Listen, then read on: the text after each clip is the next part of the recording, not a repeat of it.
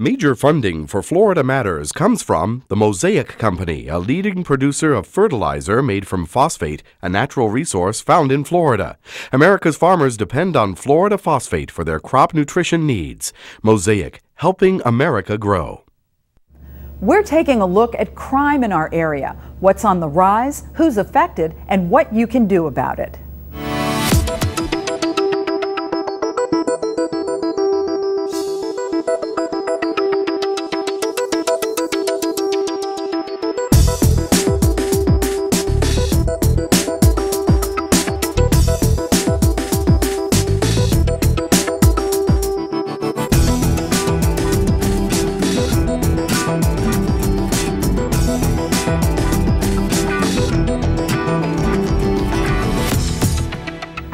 Welcome to Florida Matters. I'm Irene Mayer. After reading the daily news, it might feel like the world has gone crazy. Is the crime in the Bay Area really as bad as it seems? Or is it that we're inundated by media that make it seem worse than it really is? We asked area media experts to weigh in on the discussion. Joshua Stewart has the story. According to a recent study by Florida State University, residents of Florida are worried they'll fall victim to crime, even though the chances are low.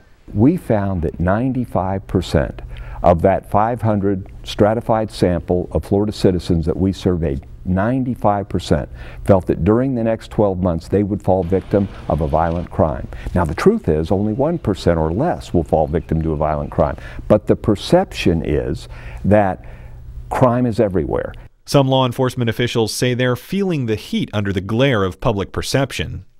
When you look at the crimes that make the news, such as children being victims of abduction, victims of sexual battery, is Florida worse than other states?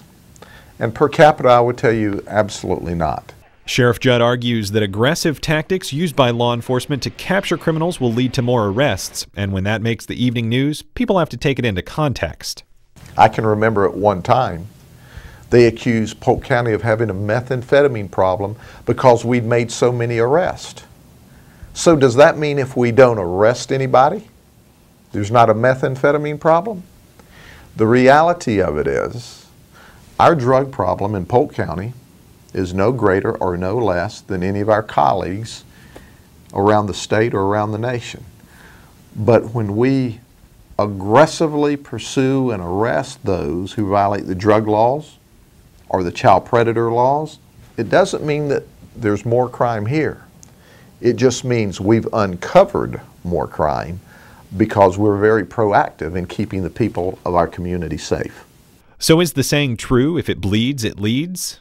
You know, I actually really don't like that saying because it sounds really crass given the amount of thought and consideration that goes into what we're going to cover, how much coverage we'll give it, and where we place it on the page. But that said, I understand the sentiment because we're all human, and even though part of us might recoil at violence and death, there's another part of us that's really interested. I mean, there's, some truth to that, but then it's a broad generalization. I think certainly now, in a more modern era, what bleeds leads is not as much as it used to be. It's true. You really in the media, not just television, because I think television gets a bad rap, but it's newspapers, it's radio, and it is television, that crime sells papers, it gets ratings. That is a fact. One of the reasons that crime is covered so much in the media, it's easy to cover. You show up at a crime scene, great visuals, easy to shoot, the police come over, they give you the information. Covering crime is the easiest thing to cover. It is the least expensive thing to cover. It doesn't take days to unearth a story. It takes literally minutes, sometimes maybe an hour. And for people that say you shouldn't cover crime, that's the analogy of, well, if you see an accident, don't look at it. But the fact is, people will rubberneck and people will watch crime on television and reading a newspaper. While working in the Richmond news market, Elliot Weiser developed a set of crime reporting guidelines that became his station's model. In 1993, my wife told me she was pregnant, and that was our first child. And I decided that I did not want my child to see what I saw. Saw some really gruesome things, and I just decided that enough was enough, and I was just perpetuating the problem that I saw in television. Before that, he'd been one of those reporters that followed the "if it bleeds, it leads" mantra. I was like everyone else. You got excited when you had big crimes. You went out there, you got the pictures, you knew that people were going to watch the crime stories, and I did that from the days when I was a reporter. I mean, when you covered a crime as a reporter, that was great. It was, wow, this is the big story, and everyone got excited. Weiser's guidelines are pretty simple. You will never see a dead body. If we interview a family of a victim, we ask their permission first. We don't just throw a microphone in their face and say, how do you feel? If we go to a SWAT team situation, we will never show the location of SWAT teams. We won't use the name of juveniles unless they're charged as adults. Weiser was part of Bay News 9's early operations and insisted the reporters and producers used those guidelines when reporting on crime. They're still in place today. I think that the balance has to be that you have to cover crime. You cannot ignore crime. But you also have to make a commitment to covering other stories, education, social issues, health issues. The St. Petersburg Times has a kind of test to determine whether certain crime details are just too shocking to publish. We have this thing called the Cheerios test, and it's, you know, if it's going to make somebody spit out their Cheerios or choke on their Cheerios at breakfast, we're probably not going to run it. Well, yeah, there are sort of general guidelines. You know, we won't run pictures of dead bodies, even though we have them. Altman says online journalism has more flexibility in the volume of crime they report because of the difference in the way people view news on the web. People come to the web. It's like coming to a restaurant and ordering from a menu. You have the ability to tailor what you want by clicking on what you want. For print journalism, Jenkins says her paper has to strike a balance among the many events that happen in any given week. The St. Pete Times has a series right now of stories called Random Acts, and it has nothing to do with crime. It has to do with people who do good things for their neighbors. And I think stories like that are really important because there are good things happening out there, and we don't want to give out this perception that we're a community constantly under siege, that, you know, that there are other stories to be covered than just crime.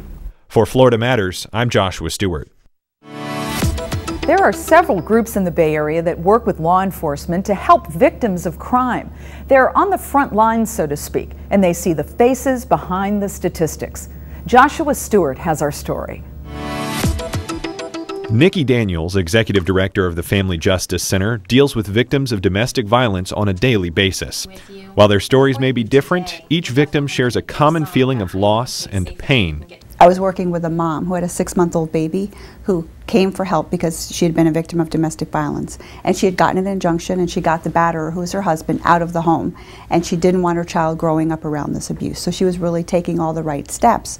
But he wasn't helping with the child support. She wasn't able to find child care and hadn't been working and then wasn't able to find a job because of the economy. So she came to us saying, I'm just going to have to take his punches because I can't feed my baby and my electric is turned off. And Daniels has noticed an increase in the severity of cases within the past few months. What we do see is that the level of violence is higher. So people who are suffering, it's much more extreme violence than we've seen in the past. In fact, the Florida Coalition Against Domestic Violence found a 37% increase in the demand for emergency shelter services from August to December 2008. It's a huge issue. We have almost 10,000 police reports every year in Hillsborough County. We're the second highest in the state of Florida as far as the numbers of police reports.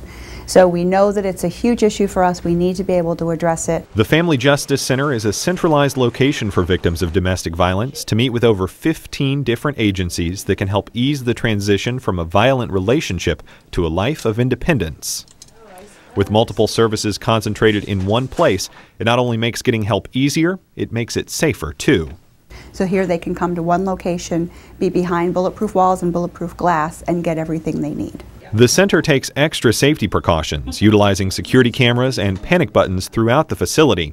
Mothers can bring their children here away from the abuse and the pain. It's a place to begin rebuilding their lives.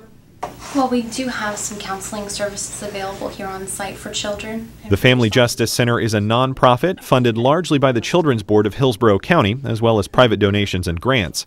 But with the economy in recession, contributions have dwindled. So for us and for all of our partners, donations are down. So that makes it much more difficult to be able to function. And what we're seeing are higher levels of need with fewer dollars to be able to provide the services. With new cases of domestic violence on the rise, Daniels hopes for community involvement on all levels. Be aware of domestic violence. Don't just look at it as a family issue. It's a private issue. I don't want to get involved, but try to help that victim get services and get help. Another thing, all of the agencies, including the Family Justice Center, need volunteers. We can always use help. There's so many different things that people could get involved in. If you or someone you know needs assistance from the Family Justice Center, you can go to their website at fjchc.org. For Florida Matters, I'm Joshua Stewart. Tampa police recently announced that the city's crime rate dropped a whopping 46% in the past 6 years. And the Florida Department of Law Enforcement reported a significant drop in crime statewide in the past 10 years. We asked local law enforcement about the current trends and what it means for residents. Carson Cooper has our story. When it comes to recent crime trends in the Bay Area, local sheriffs are seeing a wide range of patterns. In Polk County, we've seen our violent crime turn downward. Our murders are down this year over last year. We've seen a decrease in homicides, which is a good thing, about a 9% decrease in our primary service areas. In 2007 and 2008, violent crimes were down in Manatee County. While index crimes such as homicide have trended downward, other crimes are on the upswing. We're seeing a fairly significant increase in property crimes. We've seen a significant increase in armed robberies, primarily as it relates to pharmacies, and the purpose of the robbery is to get pharmaceutical drugs, not necessarily money. With the downturn of the economy, we've seen our property crime start to creep up. And we're not happy about that, but we understand why. When the economy's bad, people are somehow going to create income or supplement a depressed income. There's a definite incline in property-driven crimes, and I will tell you that in 2007 and 2008, violent crimes were down in Manatee County. But in 2008, overall crime was up 2.4%, all attributed to vehicle burglaries, residential burglaries, and shoplifting. And of course, those crimes are going to be driven by the economy. Another growing concern for Bay Area law enforcement is the volume of gang activity. Florida is really, the gang problem has really blossomed in Florida over the last few years. And, in this county alone, upwards of probably 1,500 certified gang members that we deal with. Those are just ones we know about. Gangs are a fact of life in Florida. The Attorney General has had an initiative to impact gangs on every front. We're a member of that task force. We do have gang activity, and I think we're seeing an increase in that gang activity. There was a time that in Pinellas County we were kind of proud of the fact that we didn't have the amount of gang activity that some of the other surrounding counties had. But we're starting to see more gang activity, and we've dedicated resources to deal with that. Sheriff G also warns of assuming that gangs only hurt themselves. It is very dangerous because these people do carry weapons, and violence is part of that culture, so it is a serious threat to all of us. We have 14 identified gangs in Manatee County, between 600 and 800 members and associate members. 2 years ago, we started an investigation called the RICO, Racketeer Influence and Corrupt Organization. In spite of the increased activity, Manatee Sheriff Brad Stubbe is seeing some progress. This investigative technique is working rather well, because what you're doing is you're looking at the criminal enterprise, and it's not necessarily what they're doing now as opposed to what they've done in the past and their criminal history and their past convictions. By using racketeering statutes, the punishment is becoming stiffer for gang members. We've taken close to 50 gang members off our streets, and they're in prison right now. Sheriff G is confident law enforcement can curtail gang activity with the help of parents. We can get our arms around this problem, and we can do something about it. That's the good news. We can stop this if parents will get more involved and proactive and don't enable their children to be part of this. Look at who your children are hanging around, and just take an honest, objective look at who they're around, and ask yourself, is this just normal teenage activity hanging out, or is there possibly something more sinister going on? Sheriff Grady Judd believes that keeping our community safer is a team effort. It's the men and women of the Sheriff's Office partnering with the community, the men and women who put their life on the line every day and stand in the gap between good and evil. For Florida Matters, I'm Carson Cooper. When a child fails to get a good education, it can lead to criminal activity in adolescence or adulthood. We took a look at the connection between reading, writing, and arithmetic and what it has to do with 10/20 to life. The national statistics for student performance in public schools are grim. In Florida, less than 2/3 of ninth graders graduate with a standard diploma from high school within 4 years. So where do our dropouts go? Many wind up on the streets and into trouble. On the average city street, all they know is hustling the wrong way. You know, not painting a house or mowing a lawn. All they see is drug dealers or thieves. Underprivileged or poverty-stricken kids tend to seek out something more than just everyday life, and they seek it out in the wrong way. Behaviors become those of others before them that do drugs, do crimes, wrong mentors. Alan Krotzer grew up in the Bay Area and experienced the juvenile justice system at an early age. He has seen firsthand how easy it is for juvenile delinquents to continue their criminal ways. I myself was an at-risk youth and spent 27 months on a 36-month sentence, incarcerated youth offender prison here in the state. When I was released, I was wrongly convicted 31 days later. Robbery, rape, assault, armed burglary, kidnap. I spent more than half my life in prison. I went in at 20 and came out at 45. I spent 24 years, 6 months, 13 days, and 4 hours in prison. I had the minimum of education given to me, only a high school diploma, which is a bad situation. You got a bunch of people locked up and not trying to rehabilitate them. That's horrible, and some of them are going to get out and make more victims, you know, commit more crimes. As an intervention specialist with the Department of Juvenile Justice, Krotzer tries to get kids before they begin a cycle of crime that spirals out of control. These kids are the ones that's going to be able to be in control either positively or negatively in the next 10 to 15 years. And we can bring down the recidivism rate if we can educate these children, and we can get them off the streets and into something more positive. Children born into poverty in crime-stricken neighborhoods with little support at home experience a greater uphill climb in the classroom compared to their counterparts from higher socioeconomic levels. Starting out at such a disadvantage can be intimidating and self-defeating. These kids are looking for somebody to connect to in their lives, and oftentimes it can be a negative peer group that pushes them in a direction that they may or may not have ever wanted to go, but they wind up there. And whether it's a fair assessment or not, many experts in the field now predict how well a student might do in adult life based on their third grade FCAT scores. If a kid's not reading by third grade, it usually means that there's something going on with them. Either they're having difficulty learning, or they're not having access to the educational curriculum to be able to learn. If you're not reading by third grade, you are at higher risk for poor outcomes, such as juvenile delinquency, teen pregnancy, dropout. Basically, they're going to most large inner cities, into the indigent, neighborhoods, and that's where they get their test scores from. Those people are more likely to not get an education, therefore more likely not to get into the workforce or be productive citizens, therefore commit crimes and go to prison. The state of Florida spends about $3 per prisoner for every $1 spent per public school student. It's a tough number to stomach for many rehabilitation professionals. A nonprofit based in Washington, D.C. called the Children's Defense Fund puts out an annual report called The State of America's Children. Through its research, the Children's Defense Fund has recognized a pattern between low socioeconomic groups and the corresponding makeup of most juvenile detention centers. They call this the cradle-to-prison pipeline. There's a system out there that promotes that these people that are indigent or minorities or whatever be pushed toward from the cradle to jail. According to the CDF, poverty, racial disparities, and a culture of punishment rather than prevention and early intervention are key forces driving that pipeline. We certainly know that if kids have poor outcomes, that if they're not doing well in school, if they're not functioning in their homes, if they're not functioning in their communities, that oftentimes, unfortunately, the criminal justice system becomes the place that has to manage these children.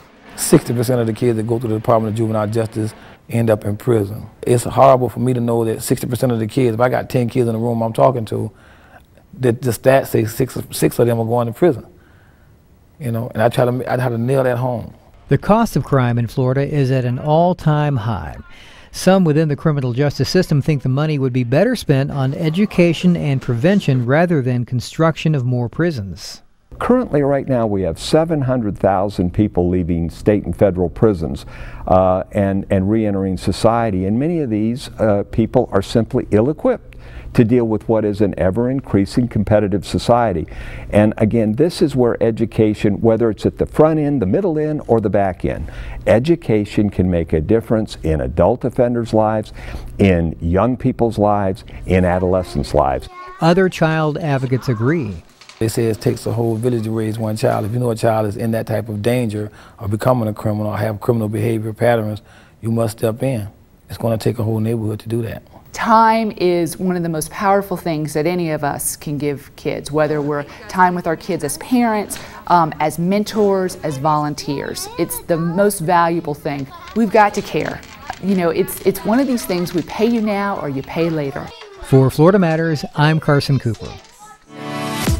Larry Elliston is here now to bring us our next Florida story, and it continues our crime theme, right, Larry? Irene, commit the crime, do the time. Eventually, a criminal will get caught and he or she will go to jail. It's an unavoidable fact that Tyrone Summerall knows all too well. Realizing he was throwing his own life away and endangering the lives of many others, Tyrone saw the light.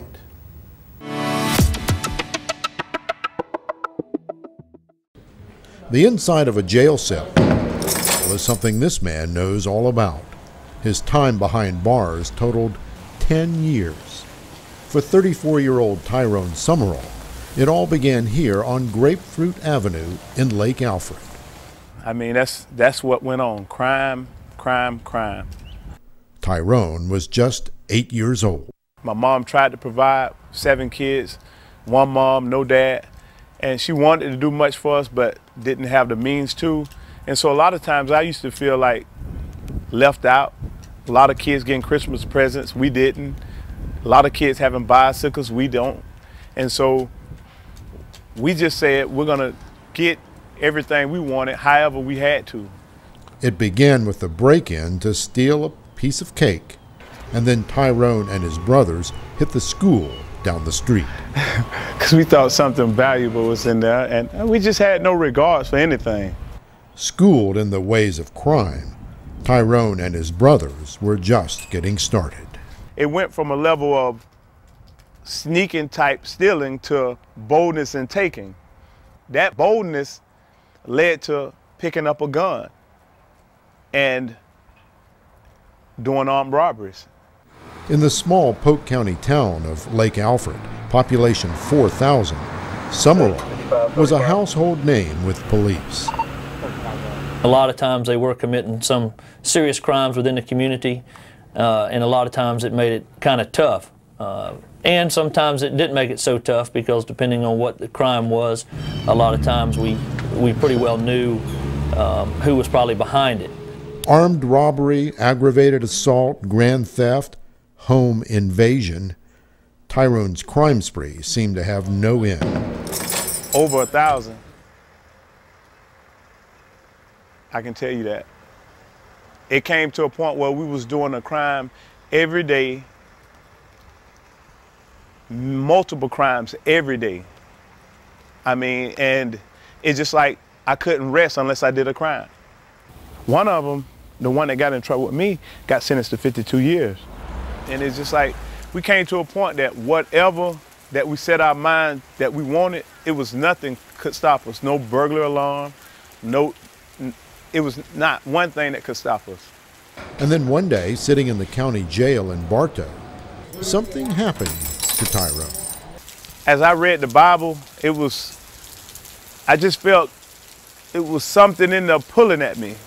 And then when I realized that God still loved me despite what I done and that he was willing to accept me, that changed my life. Tyrone's epiphany came 8 years ago. Since then, he's gone straight. His new devotion to doing right, not wrong, has changed his life. There was a time when Tyrone Summerall's presence at the Lake Alfred police station meant Chief Art Bodenheimer had taken him into custody once again. Stopping by on a social call would have been unimaginable. Hello, how you doing? Hey Tyrone, how you doing? I'm doing good. Good to see you today. Good Have a seeing seat, you. let's talk. You know, I knew you were going to come in today, so I know how things have been going pretty well, but I'm just thinking back on some of the things over the years, and I went and I printed this out today, and I know you probably don't remember all this, but that's actually your criminal history from back in the day. Well, So, how's everything been going? It's been going great. With a busy lawn care business, a moving company, and a family with 2 kids, Tyrone Summerall seems determined to put his criminal past behind him. He even shares his previous mistakes with young teens, hoping to keep them from going astray like he did. I come and help them with their homework if they want to, try to work out with them, and just try to get them to believe in themselves that you can do right just as well as, you know, as they are doing wrong. You can do right, and right is good. With his own children, 5-year-old Amen. Tyrone and 4-year-old Michaela, Summerall and his wife Lisa intend to raise their kids with the strength of a family. You know, one parent can only do so much, and some single parents do a great job, but that's not the design for a family. We always loved our dad and wanted him to be there. Unfortunately, it didn't work out. He used to drive semi-trucks, and I used to sit on the side of the highway and look to see if I can see him. And, you know, it brings tears to my eyes, but, you know, I desired my dad to be there with me, you know. I understand. Well, I'm glad you came up and saw me today. If you ever need anything, come by and see me. Okay. All right. I appreciate what you're doing in the community. Okay, thanks. Polk County Sheriff Grady Judd, who supports faith-based training among inmates, says the only way to change criminal behavior is to change from the inside out. Tyrone is an example of what he was and what he is now. And he can say, I was there, and now I'm not. And here's how I changed, and here's how my life is better. And here's how you can have a better quality of life as well. We appreciate Tyrone. If you don't want to show your teeth, you just smile at him. You don't have to. Okay, you. Certainly looks like Tyrone has seen the last of the jail cell, wouldn't you say? I think so. Irene, Tyrone is very proud of what he's accomplished over the last 8 years, and he should be. So I think he'll be fine. Good. I do too. Thanks, Larry. And thank you for joining us this week. The discussion continues on our website, where you can post comments, ask questions, or contribute story ideas for upcoming episodes. We'll be sure to get back to you.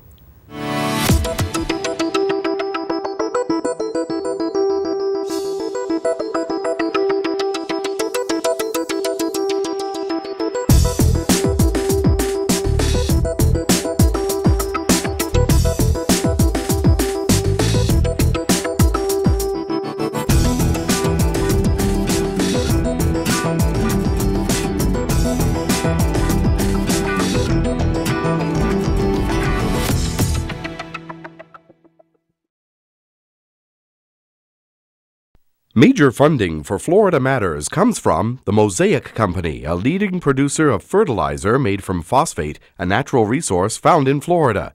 America's farmers depend on Florida phosphate for their crop nutrition needs. Mosaic, helping America grow.